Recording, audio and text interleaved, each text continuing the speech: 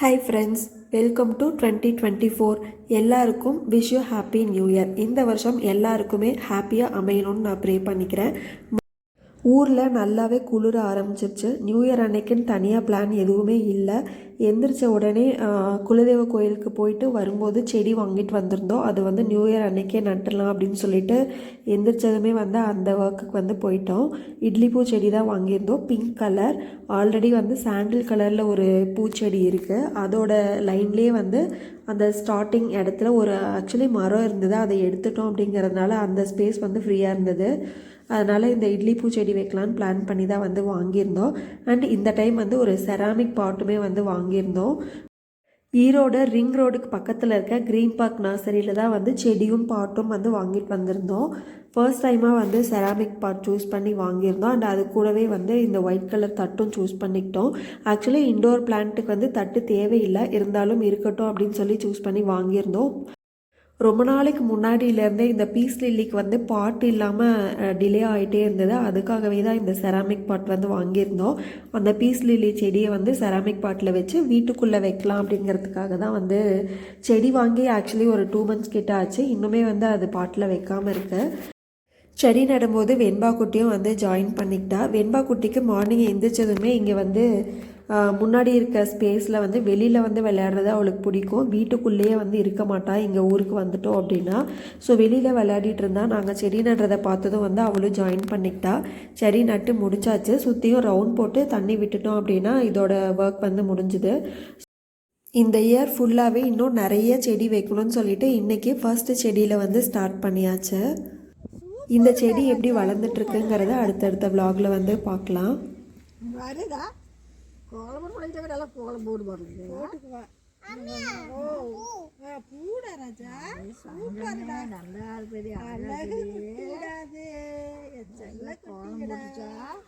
வெண்பாக்குட்டி வந்து வீட்டுக்கு முன்னாடி இருக்க மண்ணில் கோலம் போட்டு எல்லாத்தையும் கூப்பிட்டு கோலம் போட்டிருக்கேன்னு காமிச்சிட்டு இட்லி பூ செடியை நட்டு முடிச்சுட்டு அதோடவே வந்து பீஸ் லில்லி செடியும் வந்து இந்த பாட்டுக்கு மாற்றியாச்சு. கொஞ்சம் தண்ணி ஊற்றிருக்கேன். தண்ணி வந்து ஃபுல்லாக வடிஞ்சதுக்கப்புறமா வீட்டுக்குள்ளே எடுத்துகிட்டு போயிட்டு வைக்கணும். வாங்கிட்டு வரும்போது பார்த்திங்கன்னா இதில் வந்து பூ இருந்தது, ஒயிட் கலர். வாங்கி 2 மாதம் கிட்ட ஆச்சு. அப்படிங்கிறதுனால அந்த பூ வந்து காஞ்சிருச்சு. அண்ட் சைடில் கொஞ்சம் இலையுமே வந்து காஞ்சிருந்தது. எல்லாத்தையுமே கட் பண்ணி விட்டு பாட்டுக்கு மாற்றியாச்சு. தண்ணி வடிஞ்சதுக்கப்புறமா உள்ளே வச்சிட்டோம் அப்படின்னா சூப்பராக வளரும் அப்படின்னு நினைக்கிறேன். இந்த ஸ்டாண்ட் வந்து ஆல்ரெடி டிமார்ட்லேருந்து வாங்கியிருந்தது. அப்பயே வந்து வீட்டுக்குள்ளே செடி வைக்க ஆரம்பிக்கலாம் அப்படின்னு சொல்லி பிளான் பண்ணி வாங்கினோம். இது வாங்கி ஒரு 6-7 மாதத்துக்கிட்ட ஆகும். அப்போலேருந்து செடியே வைக்கலை. இன்றைக்கி தான் இந்த ஸ்டாண்ட் யூஸ் பண்ணுறதுக்கு ஒரு நல்ல டைம் வந்திருக்கு. அடியில் வைக்கிற அந்த பிளேட்டுமே பார்த்திங்கன்னா பர்ஃபெக்டாக அந்த ஸ்டாண்டில் ப்ளேஸ் ஆகிடுச்சு. செடி ஒர்க் எல்லாமே முடிஞ்சதுக்கு அப்புறமா வந்து அத்தை மாவு அரைச்சிட்டு இருந்தாங்க எங்களுக்கு பெங்களூருக்கு எடுத்துகிட்டு போகிறதுக்காக. மாவு அரைச்சி முடிக்கும் போது தான் வந்து ஹஸ்பண்ட் சொன்னாங்க கொஞ்சம் எமர்ஜென்சியாக வந்து ஒர்க் இருக்குது, இன்றைக்கி போக முடியாது அப்படின்ட்டு. அதனால் அரைச்சி உடனே வந்து இந்த பாத்திரத்தில் மாற்றி அப்படியே ஃப்ரிட்ஜில் எடுத்து வச்சாச்சு. இந்த பாத்திரம் வந்து நியூவாக இந்த இயர்க்காக வந்து வாங்கினது. பெங்களூரில் மாவுக்கு வந்து கரெக்டான கண்டெய்னர் எதுவுமே இல்லை, ரொம்ப சின்னதாக இருக்கிற மாதிரி இருந்தது.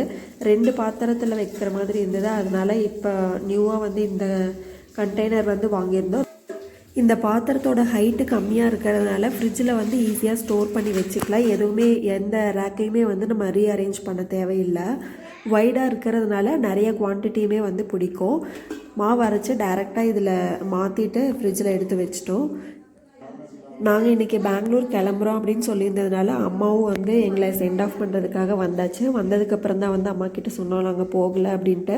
அப்புறம் அம்மாவும் வந்து ஈவினிங் வரைக்கும் கொஞ்சம் நேரம் இருந்து வெண்பா குட்டியோடு விளையாடிட்டு அதுக்கப்புறம் கிளம்பிட்டாங்க.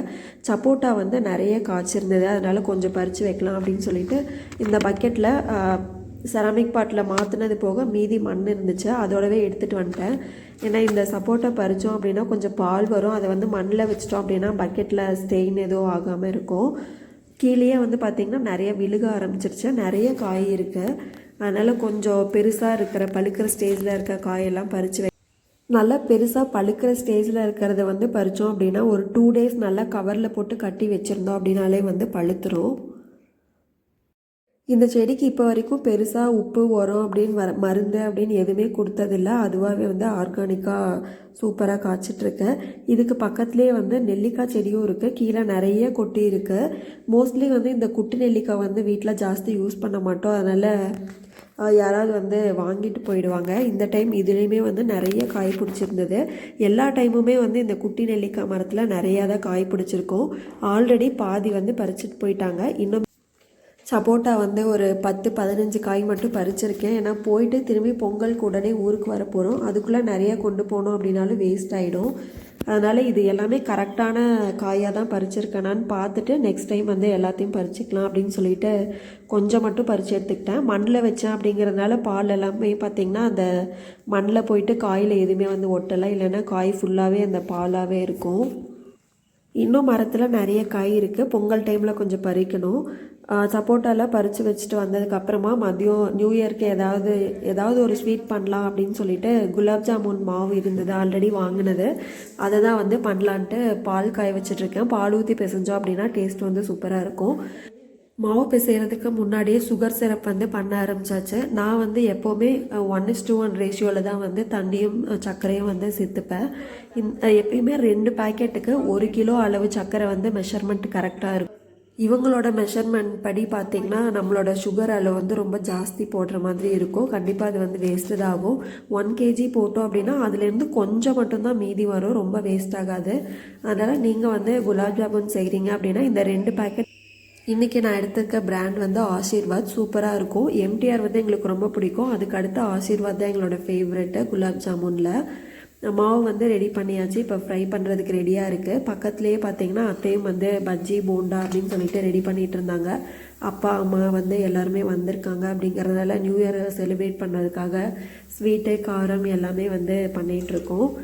குலாப் ஜாமுன் ஃப்ரை பண்ணும்போது ஆயில் வந்து ரொம்ப சூடாகவும் இருக்கக்கூடாது, ரொம்ப ஹீட்டு கம்மியாகவும் இருக்கக்கூடாது. சூடு கம்மியாக இருந்தது அப்படின்னா அப்படியே கரைஞ்சி போயிடும், உருண்டை வந்து நிற்காது.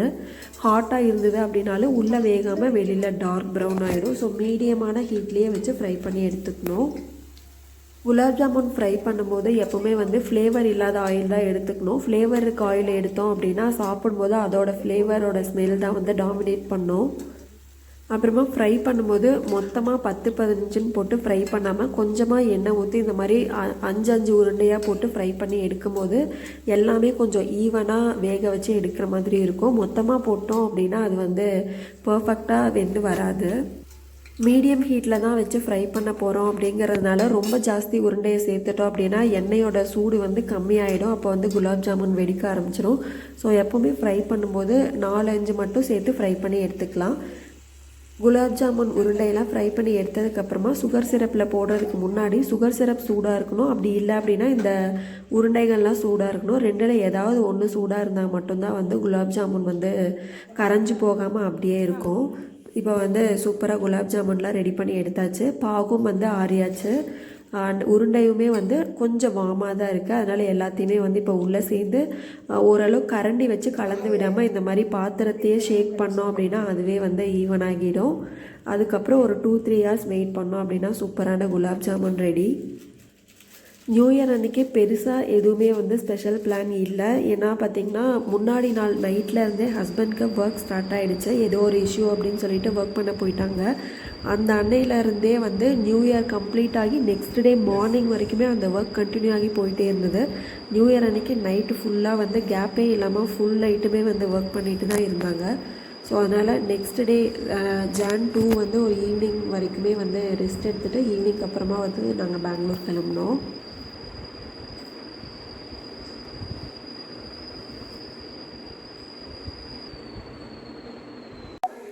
நியூ இயர் முடிஞ்ச இன்றைக்கி நெக்ஸ்ட் டே ஆயாச்சு. January 2 பெங்களூர் கிளம்புறதுக்கு எல்லா திங்ஸும் வந்து பேக் பண்ண ஆரம்பித்தாச்சு. இங்கேருந்து நான் மெயினாக மறக்காமல் எடுத்துகிட்டு போகிற திங்ஸ் என்னெல்லாம் அப்படின்னு பார்த்திங்கன்னா நெய், சின்ன வெங்காயம், அதுக்கப்புறமா வந்து கடலெண்ணெய், நல்லெண்ணெய், இதெல்லாம் மட்டும்தான் நான் மறக்காமல் எடுத்துகிட்டு போவேன். மற்றது எல்லாமே வந்து அங்கேயே கொஞ்சம் கிடைக்கும். இது எல்லாமே வந்து கிடைக்கும், பட் கொஞ்சம் வந்து ப்ரைஸ் ஜாஸ்தியாக இருக்கும். எல்லாம் பேக் பண்ணி வச்சதுக்கப்புறமா வந்து புதுசாக கொஞ்சம் செடி வந்து நட்டிருந்தேன். அது என்ன லெவலில் இருக்குது அப்படின்னு சொல்லி ஒரு விசிட் பார்த்துட்டு போனோம் அப்படின்ட்டு வந்தேன். இது வந்து ஒரு குட்டி ஒயிட் கலர் பூச்செடி, அதோட கோல் தான் இது. நட்டதுக்கப்புறமா அதில் இருக்க கொழுந்து வந்து அப்படியே ஃப்ரெஷ்ஷாகவே இருந்தது. ஸோ இது தழிஞ்சிரும்னு நினைக்கிறேன். இந்த செடி வந்து பன்னீர் ரோஸ் செடி, இதுவுமே வந்து கொஞ்சம் ஃப்ரெஷ்ஷாக தான் இருக்குது. இதுவும் நெக்ஸ்ட் டைம் வரும்போது பார்க்கணும் எப்படி இருக்குது அப்படின்ட்டு. அண்ட் இந்த செடி வந்து கனகாம்பர பூச்செடி. இதெல்லாம் தான் வந்து இந்த நியூ இயர்க்கு நட்டதில் வந்து புது செடி. அண்ட் இது வந்து எங்களோட மல்லிகைப்பூ செடி சூப்பராக பூக்க ஆரம்பிச்சிருக்கு. கிட்டத்தட்ட ஒரு 1.5 முழத்துக்கிட்டேயே வந்து பூ நிறையா பூத்துட்ருக்கு. அதுக்கப்புறம் பீஸ் லில்லி பாட்டை எந்த இடத்துல வச்சுருக்கேன் அப்படின்னு உங்கள்கிட்ட காட்டல. என்டர் ஆனதுமே வந்து லெஃப்ட் சைடில் ஒரு கார்னர் இருக்குது, அந்த இடத்துல தான் வந்து இப்போதைக்கு வச்சுருக்கோம். இந்த இடத்துல ஒரு செஸ்ட் ஆஃப் ட்ராயர்ஸ் போட்டு அது மேலே வைக்கணும் அப்படிங்கிறது தான் பிளானு. ஈவினிங் 2:30 கிட்ட ஆயிடுச்சு. எல்லாமே பேக் பண்ணி முடித்து கிளம்புறதுக்கும் ரெடி ஆயாச்சு. டிசம்பர் 31 குலதெய்வ கோயிலுக்கு போயிருக்கும் போது கோவிலேருந்து மாலை கொடுத்துருந்தாங்க. அது போடுறது கூட நியூ இயர் அன்றைக்கி டைம் இல்லை, வெளியில் எங்கேயுமே போகல அப்படிங்கிறதுனால அது போடவே இல்லை. ஸோ இன்றைக்கி கிளம்ப போகிறோம் அப்படிங்கிறதுனால காருக்கு வந்து அந்த மாலை எடுத்து போட்டாச்சு. திரும்ப 10 டேஸ்லேயே ஊருக்கு வர போகிறோம் அப்படிங்கிற ஹாப்பினஸோடு அங்கேருந்து கிளம்பிட்டோம். கிளம்பும் போது டைம் வந்து 2:30 கிட்ட ஆயிடுச்சு. நியூ இயர் அப்படின்னாலே எல்லாத்துக்கும் ஃபஸ்ட்டு ஞாபகம் வருது ரெசல்யூஷன் தான். நிறைய பேர் வந்து நியூ இயர் அன்றைக்கி இந்த இயர் இது பண்ணலாம் அப்படிங்கிற ரெசல்யூஷன் வந்து எடுத்திருப்போம். நான் வந்து இந்த இயருக்கு எடுத்திருக்க ஃபஸ்ட்டு பண்ணியே ஆகணும் அப்படிங்கிற ரெசல்யூஷன் என்ன அப்படின்னு பார்த்திங்கன்னா, நம்ம சேனலை வந்து மானிட்டைஸ் பண்ணுறது தான். நான் சேனல் ஸ்டார்ட் பண்ணி 1.5 இயர்ஸ் கிட்ட ஆகுது. 1 இயர் வந்து நான் வீடியோஸ் எதுவுமே வந்து ப்ராப்பராக போஸ்ட் பண்ணல. நாங்கள் பெங்களூருக்கு ஷிஃப்ட் ஆனதுக்கப்புறமா தான் நான் வந்து விலாக்ஸோ வீடியோஸோ வந்து கண்டினியூஸாக போஸ்ட் பண்ண ஆரம்பித்தேன். பட் இந்த 6 மந்த்ஸ் உங்களோட ரெஸ்பான்ஸ் வந்து சூப்பராகவே இருக்குது. இன்னும் வந்து நீங்கள் நிறைய பேர் சப்ஸ்கிரைப் பண்ணாமையே வீடியோஸ் வந்து பார்த்துட்ருக்கீங்க. எல்லாருமே சப்ஸ்கிரைப் பண்ணி சப்போர்ட் பண்ணிங்க அப்படின்னா மட்டும்தான் என்னோட இந்த ரெசல்யூஷன் வந்து ஃபுல்ஃபில் பண்ண முடியும். என்னதான் லீவ் முடிஞ்சு எல்லாருமே நேற்றுக்கே ஊருக்கு போயிருந்தா கூட இன்றைக்குமே வந்து இந்த டிராஃபிக் எல்லாத்தையுமே தாண்டி வீட்டில் 2:30 கிளம்பி இந்த வீட்டுக்கு வந்து 8:30க்கு ரீச் ஆகிட்டோம். நடுவில் வந்து பிரேக் எதுவுமே எடுக்கலை. வெண்பாக்குட்டி வந்து மோஸ்ட்லி ஃபுல் டைம் வந்து தூங்கிட்டா அப்படிங்கிறதுனால பிரேக் எடுக்க வேண்டிய அவசியமும் வந்து வரல. டின்னருக்கு வந்து வீட்டுக்கு 8:30க்கு ரீச் ஆகிறோம் அப்படிங்கிறதுனால வீட்டுக்கே வந்தாச்சு டின்னருக்கு. அண்ட் இந்த vlog வந்து இதோட நான் கம்ப்ளீட் பண்ணிக்கிறேன். நம்ம சேனலில் இருக்க வீடியோஸ் அண்ட் vlogs உங்களுக்கு பிடிச்சிருந்தது அப்படின்னா சேனலை மறக்காமல் சப்ஸ்கிரைப் பண்ணிவிட்டு பக்கத்தில் இருக்க பெல் ஐக்கானையும் கிளிக் பண்ணிக்கோங்க. அப்போ தான் நான் போடுற அடுத்தடுத்த வீடியோஸோட நோட்டிஃபிகேஷன்ஸ் வந்து உங்களுக்கு ரீச் ஆகும். Thank you. Happy new year once again.